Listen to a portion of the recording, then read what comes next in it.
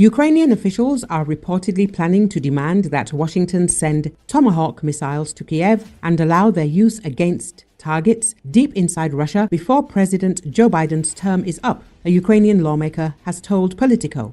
Tomahawk cruise missiles, which entered service in the US in the 1980s, have a range of up to 2,500 kilometers, 7 times that of ATACMS missiles. Earlier this week, several media outlets reported that the White House had authorized the use of ATACMS missiles by the Ukrainian military for strikes on Russia's internationally recognized territory. Washington has not officially confirmed the reports, but Moscow has said several of the missiles have already been fired into Russia's Bryansk region. In an article published on Wednesday, Politico reported that Ukrainian officials do not see the ATACMS decision as sufficient to change the situation on the battlefield and are hoping for more powerful weaponry from the US.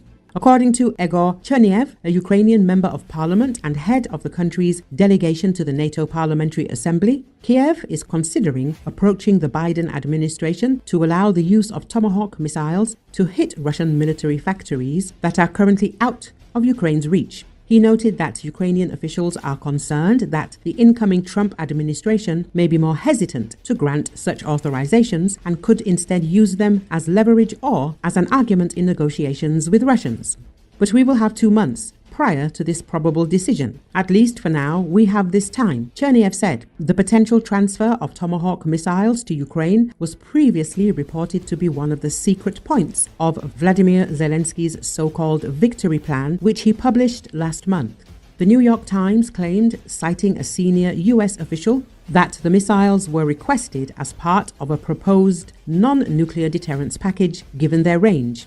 However, the New York Times reported at the same time that Washington had refused Kiev's demand for Tomahawks, calling it a totally unfeasible request. Moscow has suggested that Kiev's demand for the cruise missiles is evidence of the Ukrainian leadership's nervousness due to failures on the battlefield. The dynamics on the front line are quite obvious. Everyone sees it well, both in our country and in Western countries. Against this background, of course, the Kiev regime is beginning to show considerable nervousness. Kremlin spokesman Dmitry Peskov told journalists last month. He added that Zelensky's victory plan boiled down to drawing Western countries completely into war up to their ears and legitimizing it.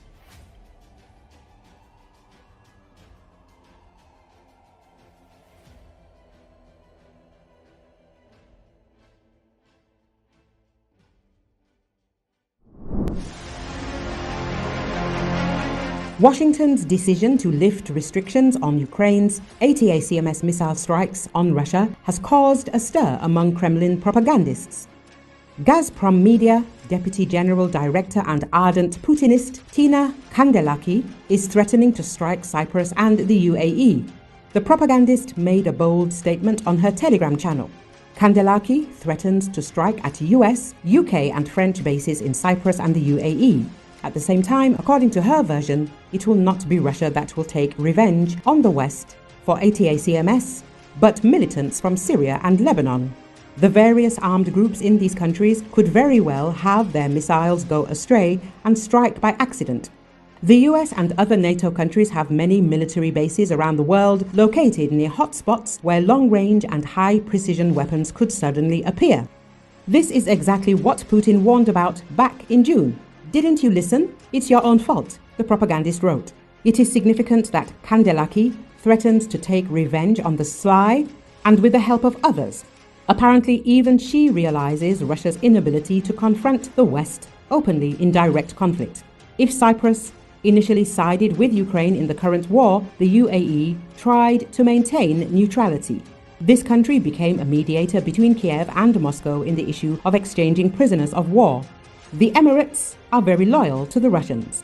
In the last 3 years that the Russian Federation has been waging war, many Russian citizens, including high-ranking ones, have freely flown there for vacations and acquired real estate there. Kremlin propagandist thanked the friendly state with threats. Recall the largest US base in the Middle East is located in Qatar. Al Udeid Air Base was built in 1996. Other countries where the US has a presence include Bahrain, Kuwait, Saudi Arabia, and the United Arab Emirates. The US has troops in the Middle East for different reasons, and with the exception of Syria, they are there with the permission of each country's government. In some countries like Iraq and Syria, the troops are there to fight against Islamic State, Daesh, and are also advising the local armed forces. However, they have come under attack from Iran-backed forces over the past few years and have taken military action against them.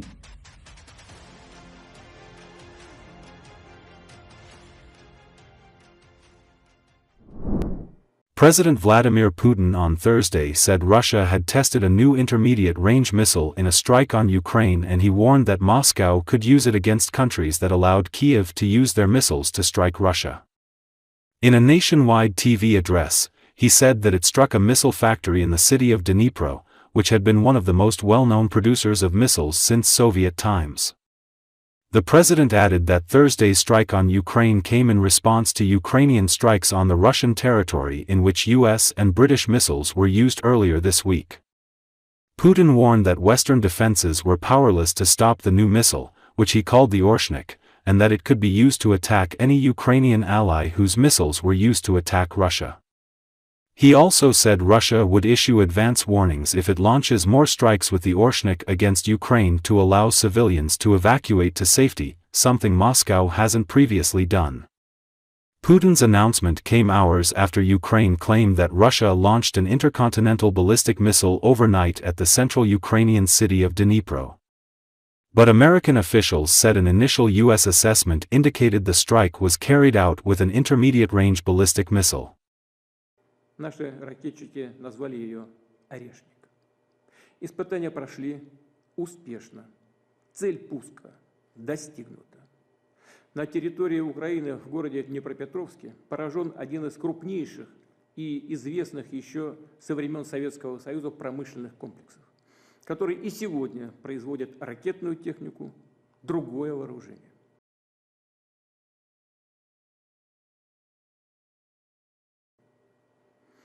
Разработка ракет средней и меньшей дальности осуществляется нами в качестве ответной меры на планы США по производству и развертыванию ракет средней и меньшей дальности в Европе и Азиатско-Тихоокеанском регионе.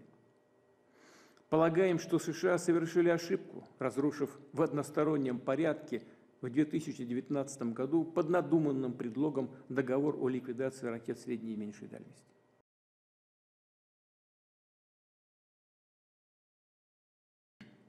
Разумеется, выбирая в случае необходимости и в качестве ответных мер объекты для поражения такими системами, как «Орешник», на территории Украины, мы будем заранее предлагать мирным жителям, а также просить находящихся там граждан дружественных государств покинуть опасные зоны.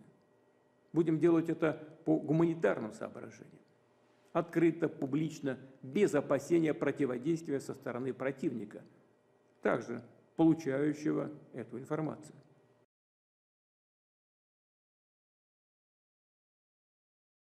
Почему без опасений? Потому что средств противодействия такому оружию на сегодняшний день не существует. Ракеты атакуют цели со скоростью 10 махов. Это 2,5-3 км в секунду. Современные, имеющиеся в мире системы противовоздушной обороны и создаваемые американцами системы противоракетной обороны в Европе подобные ракеты не перехватывают. Это исключено. –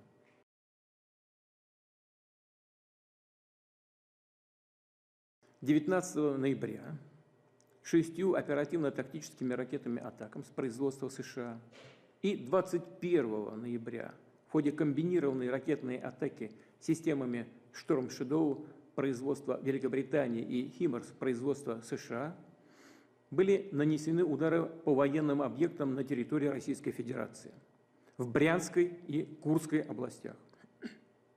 С этого момента, как мы неоднократно подчеркивали, ранее спровоцированный Западом региональный конфликт на Украине приобрел элементы глобального характера.